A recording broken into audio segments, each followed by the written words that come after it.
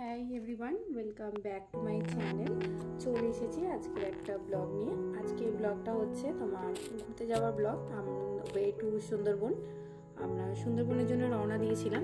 আমাদের আসানসোল থেকে ট্রেন ছিল 9টায়, কিন্তু 9টায় আসেনি ট্রেনটা লেট করেছিল, 9:30 পৌনে 10টা বাজিয়ে দিয়েছিল।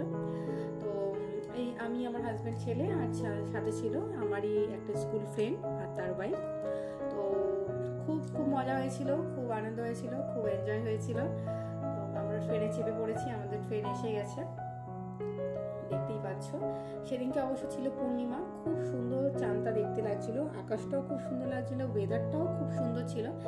আসানসোলে সেদিনকে অতটা গরম ছিল না, আমরা গরম পেয়েছিলাম। শিয়ালদা, ক্যানিংয়ে, সুন্দরবনে তো অসহ্যকর গরম পেয়েছি। তবে যেদিনকে গেছিলাম সেদিনকে ওয়েদারটা খুব ভালো ছিল, খুব সুন্দর ছিল। খুব একটা গরম ছিল বলবো তা নয়, ভালো ছিল। তারপর তো আমরা এসিতে উঠেই গেছি, সুতরাং তার তো আর কোনো ব্যাপার নেই। তো ভালো, খুব সুন্দর ছিল। আমরা বেরিয়ে পড়েছিলাম, থেকে আমাদের ট্রেন ছিল। তো দেখতেই পাচ্ছ, হাসি ঠাট্টা আর কি গল্প। তো আমরা যে যার ট্রেনে এবার উঠে পড়েছি। রাত্রেবেলা ওই টুকটাক একটু স্ন্যাক্স খেয়ে তারপরে যে যা নিজের সিটে শুয়ে পড়েছিলাম, কারণ কি সবাই বেসিক্যালি ঘর থেকে খেয়ে এসেছিলাম। সেরকম ট্রেনে খাবার পাইনি বা সেরকম ওঠেনি, যেহেতু রাতের দিক হয়ে গেছিল, সেরকম ওঠেনি। আর 4 ঘন্টা 5 ঘন্টার ব্যাপার তো, কলকাতা তো দেখতে দেখতে এমনিই সামনে চলে আসে। শিয়ালদা, হাওড়া, আসানসোল থেকে তো হাওড়া এমনই বেশি কিছু দূর নয়। তো যাই হোক, এই 4-5 ঘন্টা দেখতে দেখতে যে কিভাবে কেটে গেল বকবক করতে গেলে, সত্যি বোঝাই গেল না। এতটাই আমরা বকবক করেছি, এতটাই আর কি ঠাট্টা হাসি মজা করেছি যে বোঝাই গেল না কি করে 5 ঘন্টা একদম স্মুথলি বেরিয়ে গেল। যেহেতু এত বছর পর পুরোনো বন্ধুর সাথে দেখা, তার সাথে ঘুরতে যাওয়া, সেটার একটা আনন্দ ছিল, এত গল্প ছিল। তার মধ্যে রীতিমতন আমার ছেলেও খুব জ্বালাচ্ছে, ছেলেও ঘুমায়নি তার মনের মতো, যেহেতু খারাপ আর পাইনিও বলে তার মনের মতো স্ন্যাক্স ওঠেনি।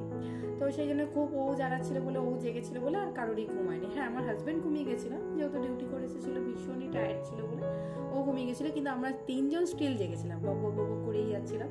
আমাদের আর কারোর 3 জনের চোখে ঘুম ছিল না। ইনফ্যাক্ট আমরা শিয়ালদাতে নেমে ওয়েটিং রুমে যখন স্টে করেছি, তখনও আমরা সবাই জেগে, কেউ 1 মিনিটের জন্য আমরা ঘুমাইনি। একটু টায়ার্ড ছিলাম, কিন্তু প্রায় সবাই জেগেছিলাম। তো যাই হোক, আমরা শিয়ালদা পৌঁছে গেছি। এই ওয়েটিং রুমে আমরা ওয়েট করছি, যেহেতু পরের দিন সকাল 7:30 ট্রেন ছিল লোকাল ধরে ক্যানিং যাওয়া, ক্যানিং থেকে সুন্দরবন, সেই জন্য 7:30 পর্যন্ত এখানে স্টে করতে হবে। যাই হোক, সময় তো বসে বসে কাটে না, কিন্তু ওই বকবক করতে করতে আমাদের পেরিয়ে গেছিলো। আর আমরা ফটো তুলতে জানো, মেয়েরা বেসিক্যালি খুব পছন্দ করি। তো এই ফটো তোলা, ভিডিও, রিলস বানাতে বানাতে আমাদের টাইমটা পেরিয়ে গেছিলো। কখন যে গল্প করতে করতে এই 6-7 ঘন্টা পেরিয়ে গেল তা সত্যি বোঝা গেল না। আর আমার ছেলেকে দেখতেই পাচ্ছ, এখনো পর্যন্ত জেগে আছে, 4টে বাজে, কোনো ঘুম নেই। একজন এরকম ছিলেন এখানে ওয়েটিং রুমে, কীর্তন করছিলেন, সেটাও খুব ভালো লাগছিল শুনতে, অপূর্ব লাগছিল। তো সব মিলিয়ে বেসিক্যালি সেই ডে 1টা খুব সুন্দর কেটেছিল, বেশ ভালো কেটে গেছিলো।